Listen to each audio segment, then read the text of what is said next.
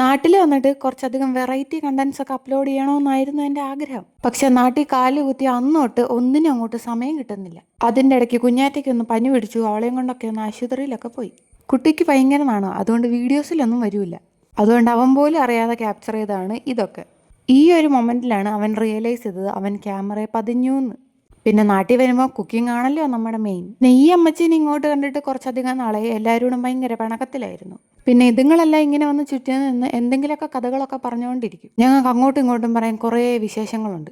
അതുകൊണ്ട് കുക്ക് ചെയ്യാൻ നേരത്തെ വലിയ ബോറടിയൊന്നുമില്ല. പറയാൻ വിട്ടുപോയി, ഇപ്പം നമ്മൾ കാര്യമായിട്ട് ഉണ്ടാക്കുന്നു ഉരുളക്കിഴങ്ങ് തോരൻ. ഇതിൻ്റെ ഇടയ്ക്ക് ക്രിസ്റ്റീൻ എന്തോ മണ്ടത്തരം പറഞ്ഞിട്ട് പോകുന്നുണ്ട്.